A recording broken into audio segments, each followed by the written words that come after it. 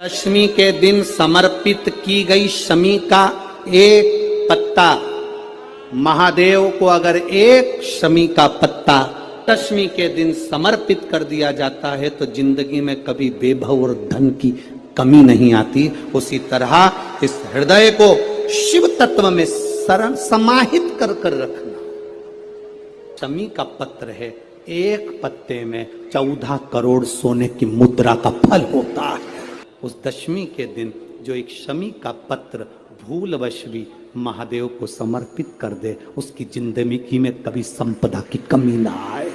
एक शमी का पत्र, एक शमी का पत्ता 14 करोड़ सोने की मुद्रा से प्रबल हो जाता है। शमी के वृक्ष के नीचे, बेलपत्री के वृक्ष के नीचे अगर भूल से भी बच्चा, बूढ़ा, कोई व्यक्ति एक पार्थिव शिवलिंग का निर्माण कर लेता है, भूलवश भी उस पे जल समर्पित कर देता है, भूलवश भी उसके भाव से पुष्प या शमी पत्र या बेलपत्र भी चढ़ा देता है, तो वो इस संसार में कहीं ना कहीं सुख भोगता ही है, उसके जीवन में दुख। प्रयास करा करो, अगर घर में संपदा लक्ष्मी नहीं आ रही हो, व्यापार व्यवसाय नहीं चल रहा हो, नौकरी सर्विस नहीं मिल रही हो, बहुत तकलीफ हो, 7 बेलपत्री केसर को घिसकर चंदन बनाकर बेलपत्री पर बीच वाली पत्ती पर ओम लिखना है। दोनों पत्तियों पर भी एक आद्यशक्ति जगदम्बा के नाम की केसर की बिंदी लगाना है, दूसरे में श्री गणेश रिद्धि सिद्धि के नाम की बिंदी लगाना है। शिव जी पर समर्पित करते जाना, शंकर को चढ़ाते जाओ।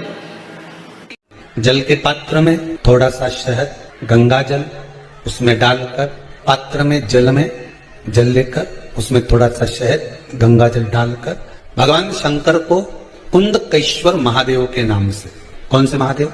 कुंदकेश्वर। कहते हैं बहुत बांधाओं में जब व्यक्ति पड़ जाता है, बहुत बांधाओं में जब व्यक्ति चला जाता है, कुछ ना कुछ समस्याओं में जब व्यक्ति फंसा रहता है, पड़ा रहता है, तो कुंदकेश्वर महादेव का स्मरण करना चाहिए। दूध, कच्चा दूध केवल शिवलिंग पे चढ़ाना चाहिए या पूरे शिव परिवार पे चढ़ाना चाहिए? प्रश्न अच्छा है।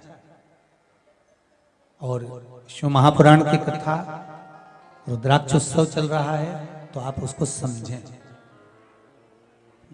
दूध केवल शिवलिंग पे चढ़ाना चाहिए या जो शिवलिंग के आसपास में सभी परिवार विराजमान होता है उस पे भी चढ़ाना चाहिए?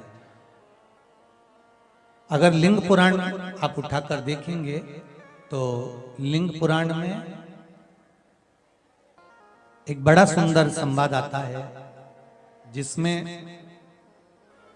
जो वर्णन किया गया है कि उसमें लिंग पुराण के अंतर्गत एक पीले शिवलिंग का वर्णन आता है कि पीला जो शिवलिंग होता है उस शिवलिंग का भाव कितना सुंदर बताया गया है। उसमें व्याख्यान वर्णन में आप अगर पढ़ेंगे, देखेंगे लिंग पुराण के अंतर्गत, तो उसमें आता है कि दूध जब आप देव अधिदेव महादेव के शिवलिंग पर समर्पित करते हो तो शिव महापुराण की कथा कहती है, लिंग पुराण कथा कहती है, नर्मदा पुराण, स्कंद पुराण, पद्म पुराण, अग्नि पुराण, सारी पुराणे वर्णन करती है, वराह पुराण, ब्रह्मवेत्ता पुराण, ये जितनी पुराणे सब वर्णन करती है कि जब शिवलिंग पर हम दूध चढ़ाते हैं तो केवल शंकर भगवान के शिवलिंग पर दूध चढ़ा देने से संपूर्ण परिवार पर दूध चढ़ जाता है। अलग से हमें कहीं चढ़ाने की जरूरत नहीं,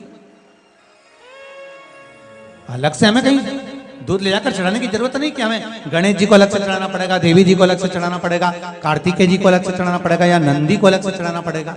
आपको ज्ञात होना चाहिए कि शंकर भगवान पर चढ़ाया गया थोड़ा सा भी दूध, जल जो हम भगवान शिव को समर्पित कर रहे हैं वो केवल शिव के लिए नहीं रहता, केवल भगवान शंकर के लिए नहीं है, वो स्वयं 33 कोटि देवताओं को समर्पित हो जाए, स्वयं 33 कोटि देवताओं को पहुंच जाए। एक लोटा पानी बेलपत्री आप शिवलिंग पर पहले चढ़ा रहे हैं, उसके बाद जल चढ़ा रहे हैं। दूसरा, जल चढ़ाने के बाद बेलपत्र चढ़ा रहे हैं। ये दो अलग अलग क्रम है शंकर भगवान के पूजन के। आप समझ लीजिएगा जरा, ये प्रसंग कभी नहीं आया, आज आया है तो उसको समझ लीजिए।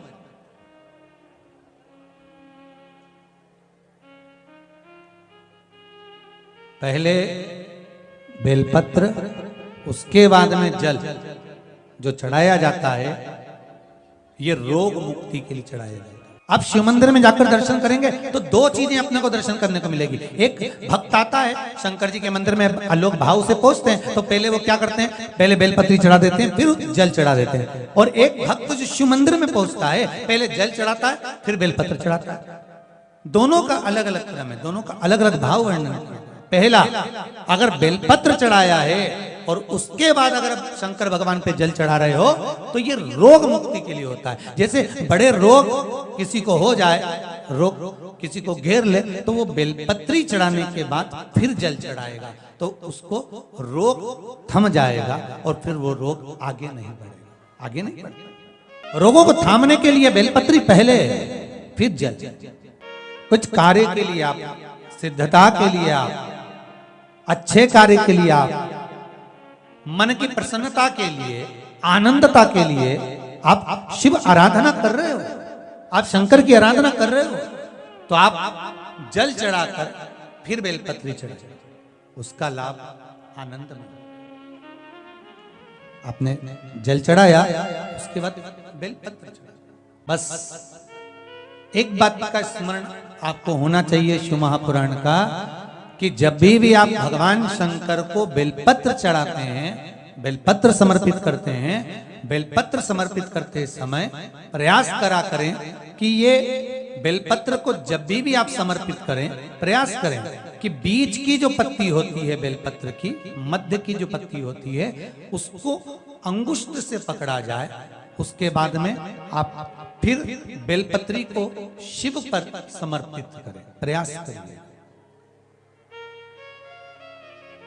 बेलपत्र जो हम भगवान शंकर को समर्पित करते हैं, उसका मध्य जो भाग होता है, बेलपत्री का जो 3 देवताओं का मध्य जो भाग होता है, उसको पकड़कर बेलपत्री को शिव को समर्पित।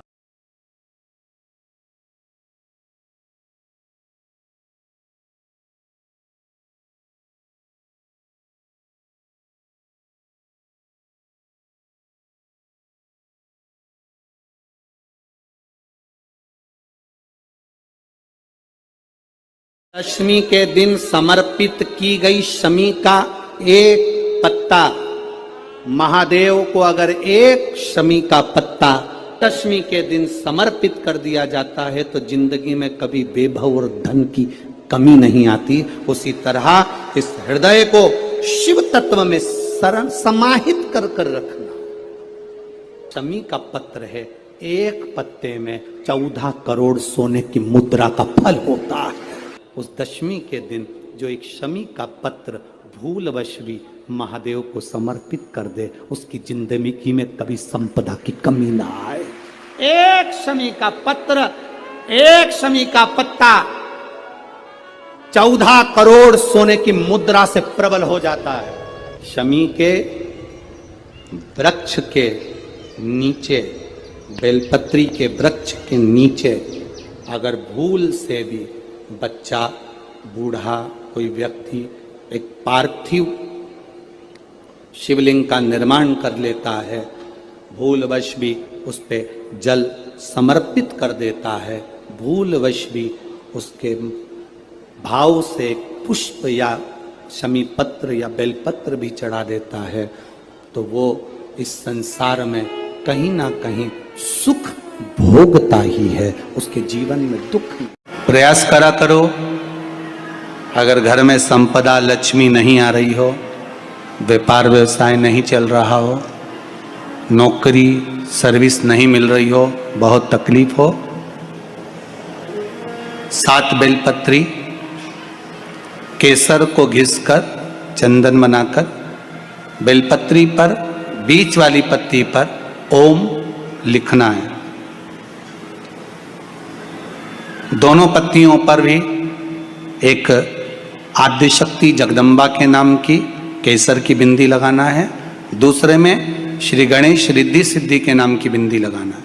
शिव जी पर समर्पित करते जाए।